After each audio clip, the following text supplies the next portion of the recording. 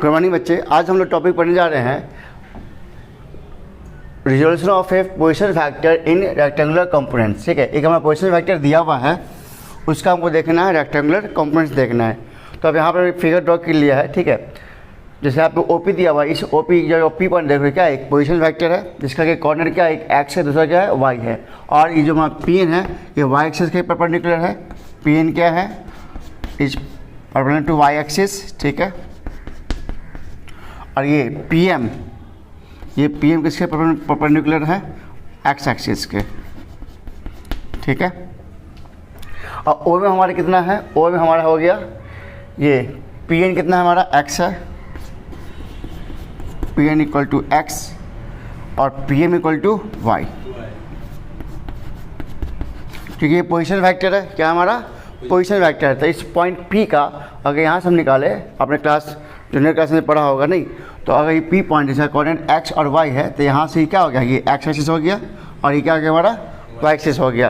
तो ये जो ओ एम किससे इक्वल है, पी एन इक्वल, इसलिए पी एन इक्वल टू हमने एक्स लिखा और पी एम इक्वल टू क्या लिखा, वाई। अब इस पोजीशन वेक्टर को हमको लिखना है किस में, रेक्टेंगुलर कंपोनेंट्स में लिखना है। ठीक है, तो अब देखो, अकॉर्डिंग टू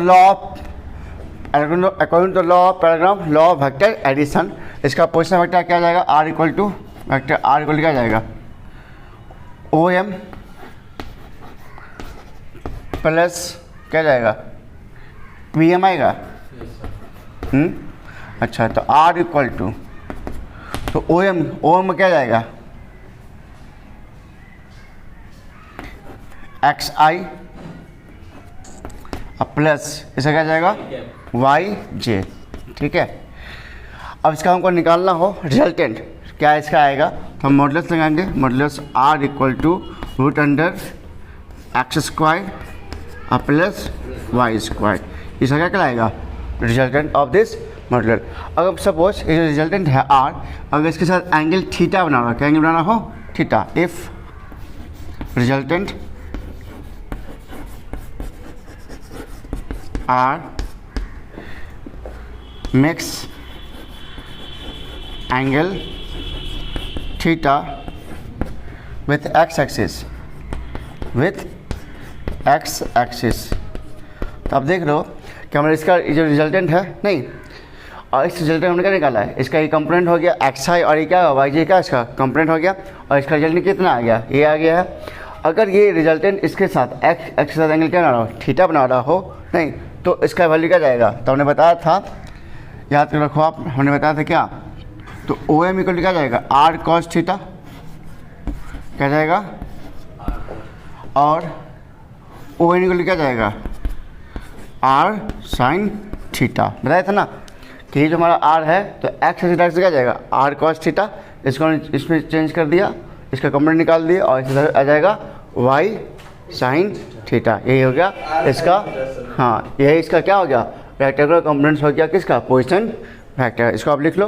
अब लोग देखते हैं रेक्टेंगुलर कंपोनेंट्स इन 3 डायमेंशनल। ठीक है, सो राइट हैंड कर लीजिए। ठीक है बच्चे, तो अब हम लोग को पढ़ना नेक्स्ट टॉपिक क्या है, rectangular components of A vector in 3 dimensional. इससे पहले हमने प्रीवियस क्लास में पढ़ा था rectangular components of A vector in A 2D पढ़ा था। तो अब हम लोग क्या पढ़ रहे हैं, 3D। तो यहाँ पे देखो, एक हमारा एक वेक्टर है, वेक्टर ए देख लो, OP। ठीक है, इस वेक्टर ए का हमने क्या किया, एक एक्स एक्सिस में, एक वाई एक्सिस में और एक जेड एक्सिस में।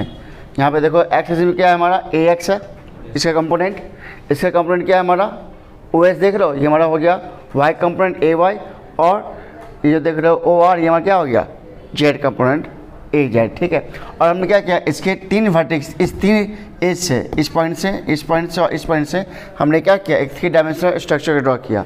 किस पॉइंट से, एक इससे, एक इससे और एक इससे। अब मुझे यहाँ पर आप देख सकते हो कि ये जो वैल्यू है ए एक्स, ये किसके इक्वल है, ए एक्स, ये किसके इक्वल हो जाएगा, इसके इक्वल हो जाएगा, ये इसके पैरेलल है, ये क्या इसके पैरेलल है। अच्छा, उसके बाद देखो ये ए वाई किसके पैरेलल है, ये इसके पैरेलल है। अगर इसको देखो तो ये 3 डायमेंशनल फिगर है, तो ये ए एक्स इसके पैरेलल, ये ए वाई इसके पैरेलल और ए जेड इसके पैरेलल। ठीक है, फिगर देख लो ना। और वेक्टर ए जो है एक्स एक्सिस के साथ अल्फा एंगल बना रहा है। ठीक है, यहाँ पे देख सकते हो वेक्टर ए, इसका क्या बनाना है, alpha angle. Vector A Y X के साथ बीटा एंगल और वेक्टर ए जेड एक्स के साथ गामा एंगल। ठीक है, तो वेक्टर ए का एंगल क्या है इसके साथ एक्स के साथ अल्फा, वाई के साथ बीटा और जेड के साथ गामा।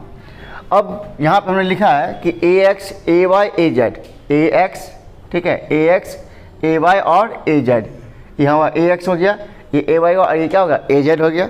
ये तीनों के तीनों क्या हमारे 3 रेक्टेंगुलर कंपोनेंट्स है ऑफ वेक्टर ए। हमने बताया था ना रिजोल्यूशन ऑफ ए वेक्टर, इससे पहले क्लास हमने पढ़ा होगा रिजोल्यूशन ऑफ ए वेक्टर। एक वेक्टर हम लोग क्या कर रिजॉल्व कर सकते हैं या तो 2 डायमेंशनल या तो 3 डायमेंशनल। तो अभी हम लोग पढ़ रहे 3 डायमेंशनल, तो इस वेक्टर ए को हमने क्या किया 3 डायमेंशनल में क्या रिजॉल्व किया।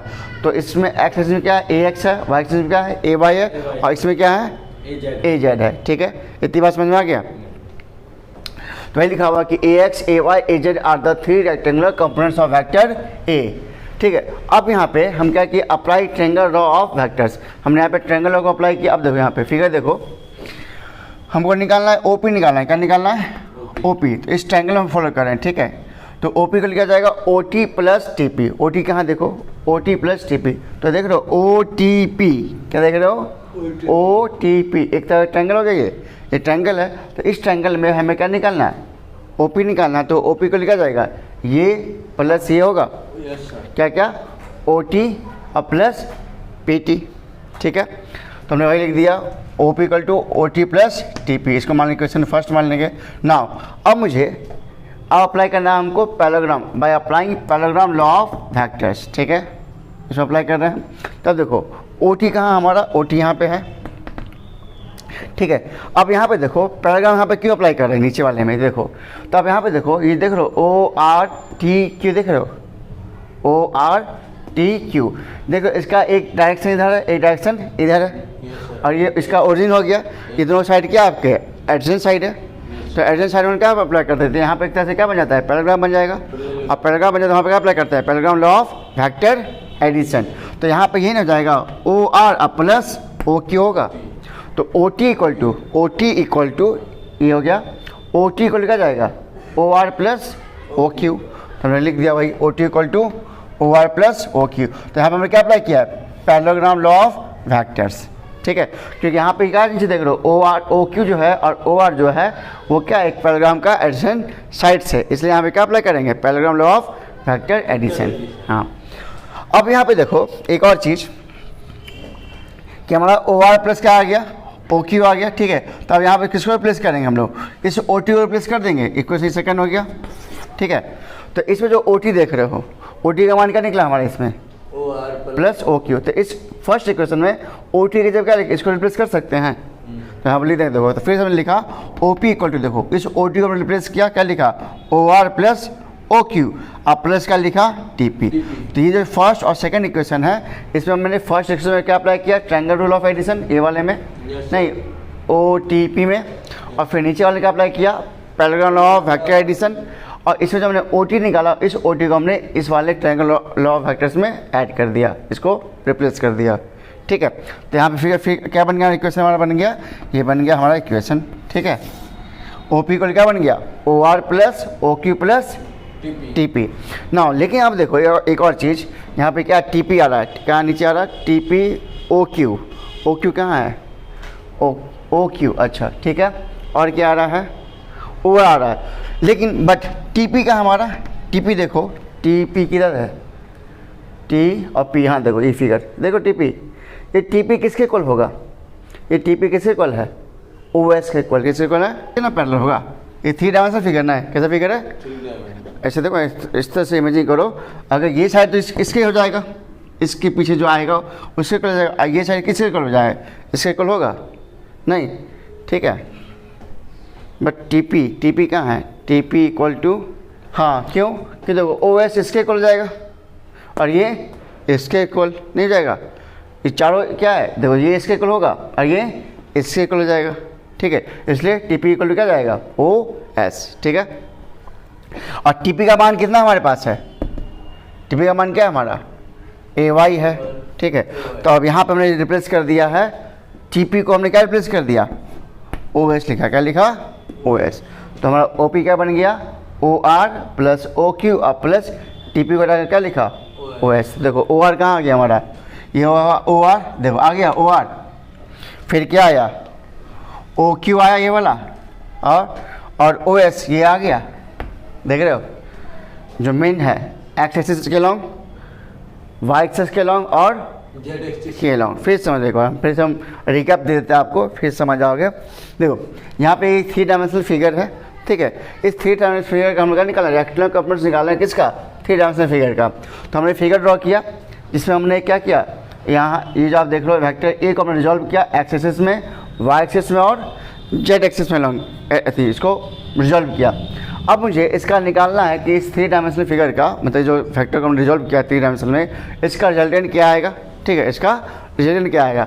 तो हमने क्या किया, यहाँ पे अप्लाई किया, पहले यहाँ पे जान लेते हैं इसका एंगल कि वेक्टर ए का एंगल एक्स के साथ क्या अल्फ़ा है, इसके साथ वाई के साथ बीटा है और जेड एक्स के साथ गामा है, ठीक है। अब यहाँ से हमने अप्लाई किया ट्रायंगल रूल ऑफ एडिशन, तो ओ टी पी में, किसमें, in triangle O T P. तो इस ओ टी पी में आ जाएगा मेरा, वो ओ पी कितना जाएगा, तो ओ पी को लिखा जाएगा O T plus P T आ जाएगा। तो हमने लिखा ओ पी, क्योंकि फैक्टर हमको ए दिया इसको रिजल्ट करें ना, तो हमने लिखा O P equal to O T plus P T ना। लेकिन मेरे पास ये जो आप देख रहे हो ओ टी, इस ओ टी क्या है, इस देखो इसमें, देखो इस फिगर में ओ आर टी क्यू में ये क्या है, पैराग्राम हो गया, और पैराग्राम का ये साइड और ये साइड क्या आ जाता है, एडजेंट साइड, नहीं तो एडजेंट साइड का क्या रहता है, एडजेंट साइड किसका आता है, पैराग्राम का है। तो यहाँ पे क्या अप्लाई करेंगे, पैराग्राम लॉ ऑफ वेक्टर एडिशन। तो हमने यहाँ पे अप्लाई कर दिया कि ओ टी इक्वल टू क्या जाएगा, O R plus O Q, और इस ओ टी को हमने फिर इसमें फर्स्ट इक्वेशन में चेंज कर दिया, यहाँ से इसके वैल्यू को इसमें हम पुट कर देंगे, ये इक्वेशन बन जाएगा। अब मेरे पास ये जो देख रहे हो टी पी देख रहे हो, ये टी पी किसके इक्वल है, ये इसके इक्वल और ये इसके इक्वल है ना, ये इसके इक्वल और ये इसके इक्वल है। तो यहाँ पे हम टी पी को रिप्लेस कर देंगे किससे, ओ एस से रिप्लेस कर देंगे। तो हमने यहाँ पे टी पी को रिप्लेस कर दिया किससे, इससे, तो लिख दिया but T P equal to O S.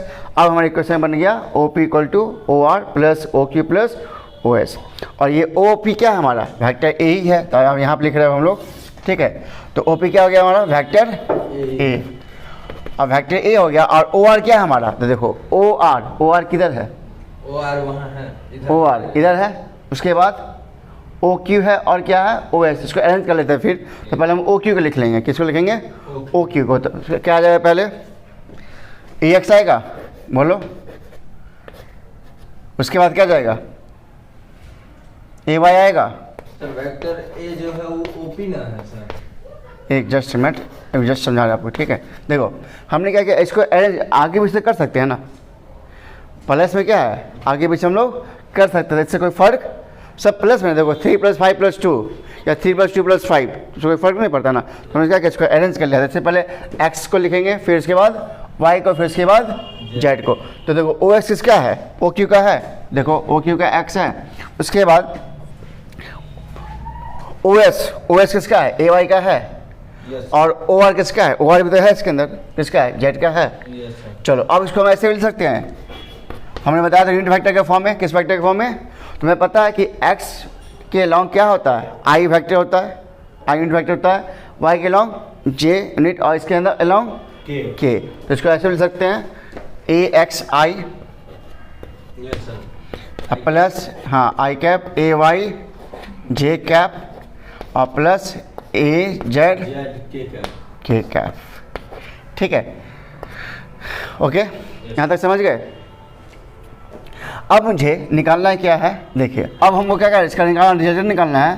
तो अगर हम वेक्टर ए का निकालें रिजल्टेंट, तो रूट में क्या जाएगा, इसका निकालेंगे रिजल्टेंट, तो सब डायरेक्शन हटा देंगे केवल, तो डायरेक्शन हटा क्या निकल जाएगा, ए एक्स का स्क्वायर प्लस ए वाई का स्क्वायर और प्लस ए जेड का स्क्वायर, ये जगह का बन जाएगा मैग्नीट्यूड, समझ में आया। तो वेक्टर ए मतलब इसका रिजल्ट क्या आ जाएगा, रूट अंडर ए एक्स का स्क्वायर प्लस ए वाई का स्क्वायर प्लस ए जेड का स्क्वायर। ये जो मॉड्यूलस है, ये मॉड्यूलस का मतलब होता है कि यहाँ से जो वैल्यू निकल के आएगा वो पॉजिटिव वेक्टर निकल के आएगा, क्या निकल के आएगा, पॉजिटिव। इस मॉड्यूलस का मतलब यही होता है, ठीक है, इसलिए हम लोग मॉड लगाते हैं ताकि यहाँ से क्या निकल के वैल्यू आए, पॉजिटिव निकल के आए। तो ये हो गया, इसका हो गया रिजल्टेंट। तो हमने पढ़ा था 2D में, वहाँ पे क्या था, रूट अंडर एक कॉमन लेकर के नहीं कर सकते, क्या एक कॉमन लेकर के, ए कॉमन नहीं तो कंपोनेंट है ना बाबू ना, ये ए एक्स एक कंपोनेंट है, ए वाई एक कंपोनेंट है, ए जेड एक कंपोनेंट है, यहाँ ए मल्टीप्लाई में नहीं है, ये सिंबल ना हो गया। ए एक्स क्या है हमारा सिंबल है, किसका एक्स एक्सिस के लॉन्ग का, नहीं तो एक्स कंपोनेंट हो किसका हो गया, ये हमारा वाई कंपोनेंट हो, ये हो गया जेड कंपोनेंट। तो आप इसमें जो ए देख रहे हो वो कंपोनेंट है ना कि वैल्यू, कोई वैल्यू नहीं है, वो इसको सिर्फ नोट कर रहे हैं। चलिए तो ये मतलब हमारा हो गया। तो आपने देखो 2D आपने क्या देखा था, 2D में क्या आया था, root under a x square plus a y square आया था, और 3D में क्या आ गया, root under a x square plus a y square plus A z. If vector a makes angle alpha beta gamma with x axis y axis and z axis respectively, ठीक है, respectively short में लिख दिया। तो हमने लिखा कि vector A जो है इसके साथ अल्फा बना रहा है, इसके साथ बीटा वाई एक्स के साथ और जेड एक्स के साथ गामा बना रहा है। तो ठीक है, तो यहाँ पे हमारा ए एक्स का निकल के आ जाएगा, तो ए एक्स इक्वल टू आ जाएगा ए कॉस अल्फा, ठीक है, ए एक्स का निकल के आ जाएगा। जो आप देख रहे हो ए एक्स, तो इसको हम रिजॉल्व करेंगे इस डायरेक्शन में, तो क्या जाएगा ए कॉस अल्फा, ठीक है। ठीक इसी तरह अगर हम ए वाई निकाले तो क्या जाएगा ए कॉस बीटा, ठीक है, इधर बीटा तो यहाँ पे जाएगा ए कॉस बीटा, ठीक है। और लास्ट का क्या जाएगा ए जेड निकाले तो क्या जाएगा इसका ए कॉस गामा, ठीक है। ये आपको याद रखना है कि अगर वेक्टर ए इसके साथ एक्स के साथ अल्फा बना रहा हो, इसके साथ बीटा बना रहा हो और इसके साथ गामा बना रहा हो, तो ए एक्स हमारा आ जाएगा ए कॉस अल्फा, इसका आ जाएगा ए कॉस बीटा और इसका आ जाएगा ए जेड का ए कॉस गामा, ठीक है। अगर मान लो हमको इसी 3 डायमेंशनल में इसका निकालना होता पोजीशन वेक्टर का, निकालना होता पोजीशन, जैसे हमने पढ़ा था पोजीशन वेक्टर 2D का, तो अगर हमको 3D का निकालना होता तो 3D का अगर निकालना, मान लो एक वेक्टर दिया हुआ है एक्स फॉर्म में, तो यहाँ पर आ जाता आर इक्वल टू है, उसका निकालना पोजीशन वेक्टर, तो x I plus Y J plus Z के, ये क्या कहलाएगा पोजीशन वेक्टर इन ए 3 डायमेंशनल फिगर, ठीक है। तो इसको ड्रॉ कर लीजिएगा, इसको लिख लीजिएगा कि हमारा क्या है एक पोजीशन वेक्टर है किसमें 3 डायमेंशनल, ठीक है। आपका अभी तक जितना भी बताया कंसेप्ट वो समझ में आ गया आपको अच्छे से, नहीं अभी तक हमने पढ़ लिया, रिजोल्यूशन पढ़ लिया, फिर इलेक्ट्रॉन कॉम्पोनेंट्स पढ़ लिया, उसका 2D देख लिया, उसका 3D देख लिया। अब हम लोग जानते हैं कुछ इसके, अब इस पर हम लोग करेंगे क्वेश्चंस, ठीक है, वेक्टर के ऊपर, जो कि हमारा किसके ऊपर क्वेश्चन होगा, electron components of the vector in 2D और 3D के ऊपर। तो अब हम लोग देखते हैं न्यूमेरिकल्स इस चैप्टर के ऊपर, ठीक है। तो मिलते हैं अब नेक्स्ट वीडियो में।